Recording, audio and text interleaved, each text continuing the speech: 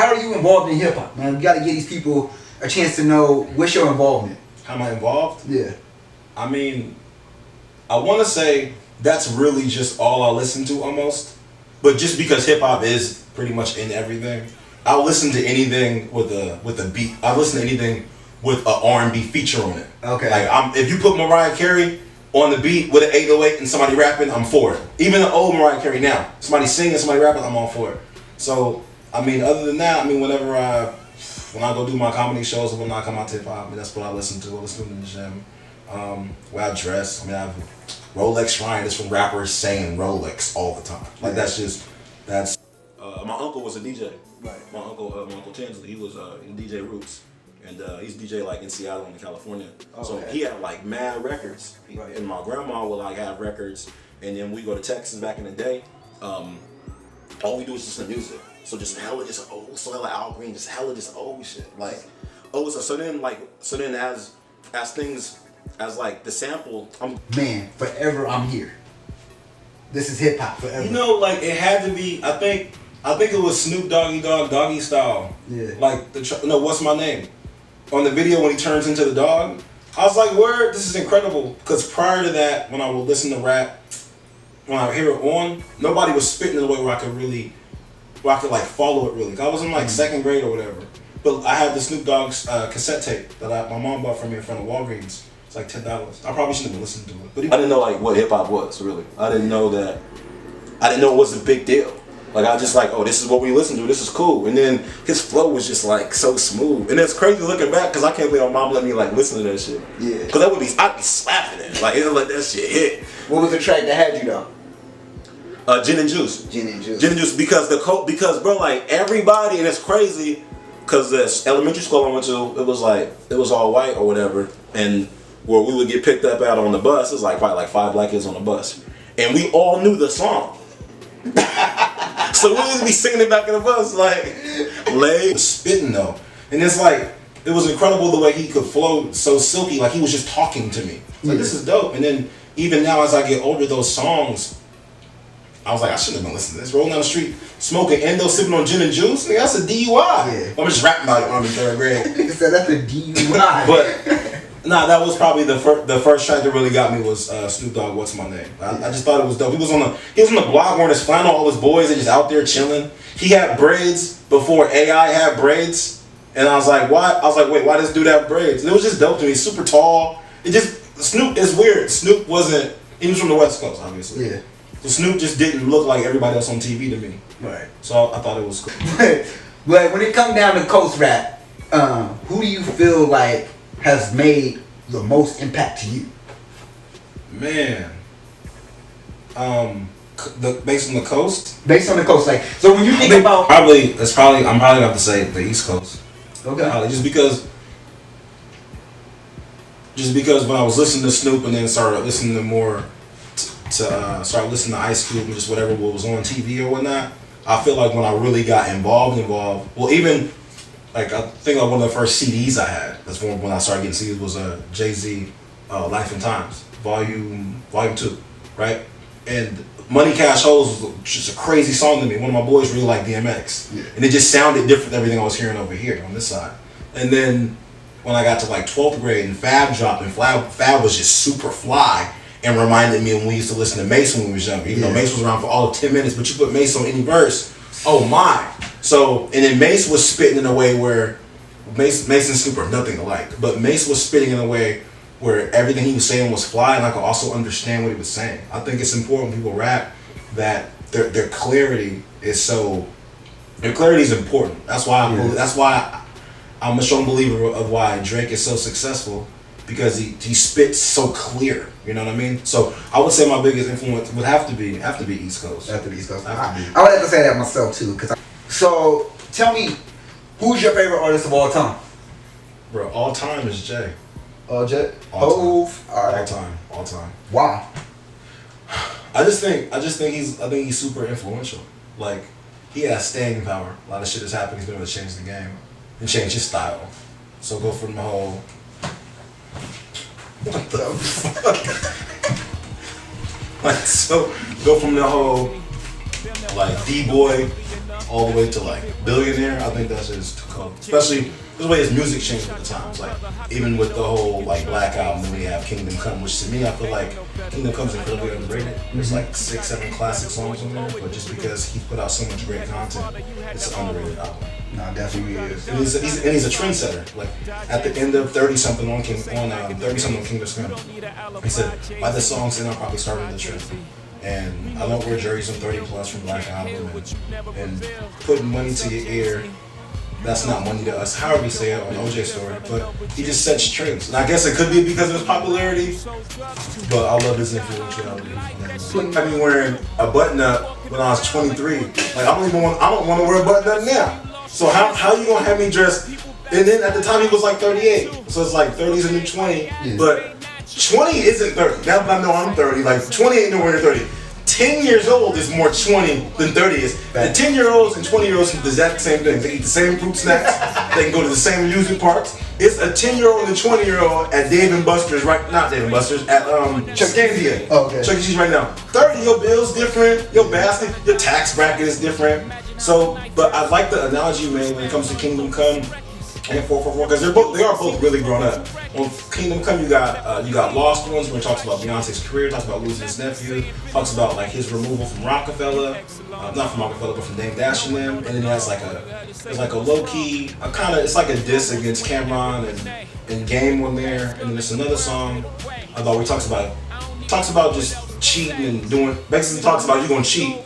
Don't do some wild shit. If I'm something, it can't be no easy, nothing sleazy. I need Angelina Jolie's pumping, something like that. So, that one is really, that album does have a mood to it like 444. I never thought of it like that, especially 30 something as a whole. Like I don't got the years ago. Jay-Z on Blueprint 2 in the song called My Way. He's talking about the Maybach.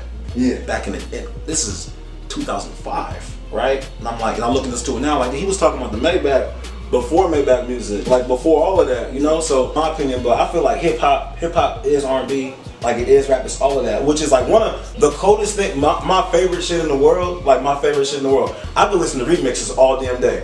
I could listen to anybody rap with Mariah Carey on a song.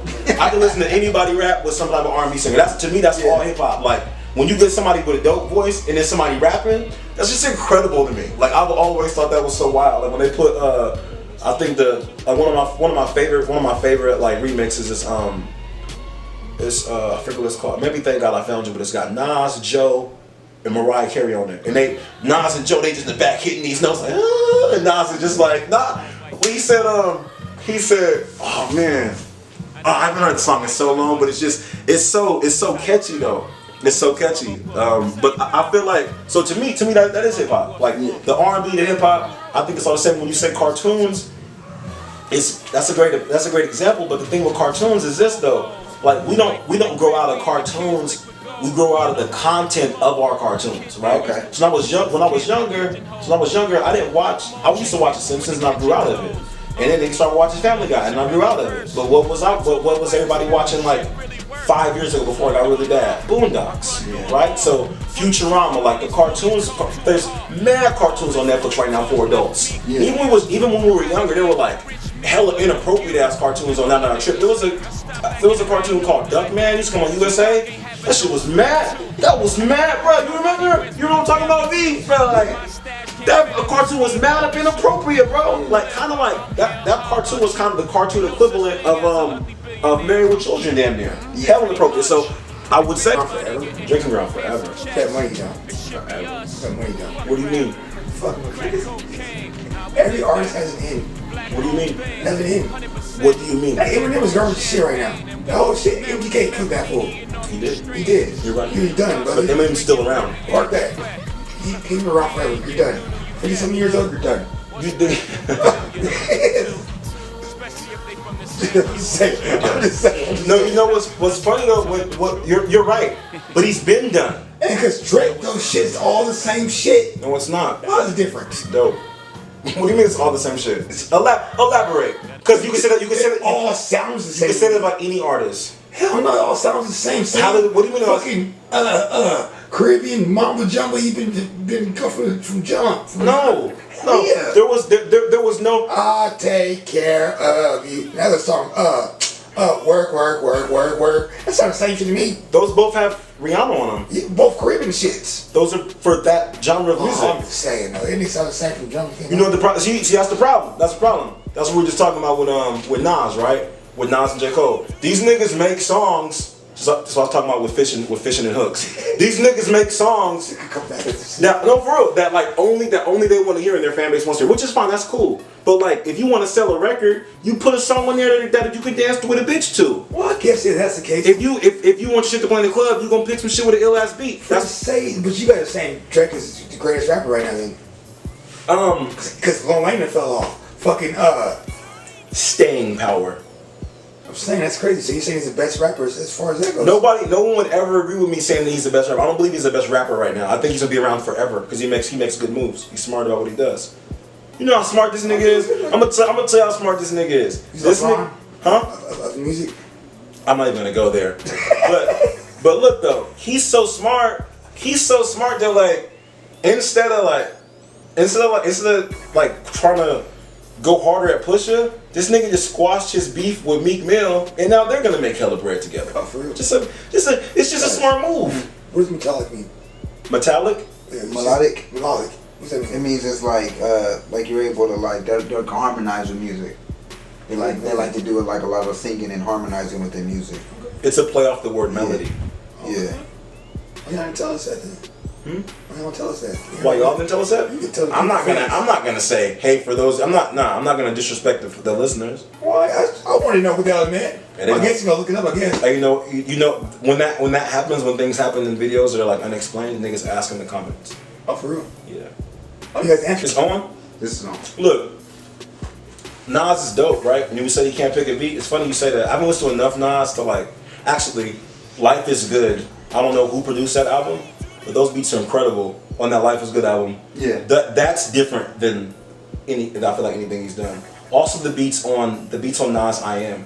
What Nas does is with Ross, cause it's dope because they pick an ill ass beat. And then Ross goes harder because Nas is on the song. Yeah. They got Accident Murder, Triple Beam Dreams, this song on the last album called Dreams Conspire. Man, yeah, they make dope. They're Maybach Curtains on Meek Mill's album, and another Powers That Be on the last Rick Ross album. They go hard together. Yeah. They go hard. They do an incredible job. What do you think? So, being that Jay-Z is your favorite artist of all time, who do you think won out of the Jay-Z and Nas battle? Oh man, bro, like, it's crazy because Ether's so fire, and it's like Ether's so crazy because Ether there's Team Ether or Team Takeover. There's no middle ground for anybody at all. Like I've had this debate several times, but I feel like Ether was so dope that it didn't need a reply. You know, Jay-Z did the one that Jay dropped on Hot 97. We said he leave condoms on the baby seat or whatever, but I think one of the illest one, one that's really underrated is on Blueprint 2. The song is called Blueprint 2. They said your little homie Jungle's just a god to me. He said just because he wears a kufi, it doesn't mean that he's smart. And he goes bad on Nas on that one. Yeah, he goes. That's one of my favorite songs. Like the beat's incredible. But I'm gonna say Ether was just fire. As far as who won, it's hard because Jay just kept like. He still did these like sprinkled disses, but Ether was like the first song I ever heard that was all about someone. Yeah. And I was listening to Ether when I used to cut the grass. And the song is so like I've never heard a rapper. I mean, since we hit him up had dropped. And when I was younger, I hit him up on the video channel that showed like the curse word videos. And he's like, I ain't got no motherfucking friends. Like, damn, just off top like that. That's why I fucked your bitch. And then since then so for somebody to be like, fuck Jay-Z. What? Wait, who said that? Yeah, nigga, you been on my dick, nigga. You love my style, nigga. And it's like the way he said it was so disrespectful. And a lot of people say like, fuck with yourself like Ether will. Yeah, like it's dope. So I feel like the way I don't know, man. Just that song is like a content, and the way they did it with like there's like history in it, like. A lot of people don't know where Jay-Z's name came from. Yeah. It's like Sean Connery came from jazz. But a lot of people didn't know. And then during like an interview, like Jay-Z talks about how like people used to call him Jazzy when he was younger, and he didn't like Jazzy because it sounded feminine, so he went with Jay-Z.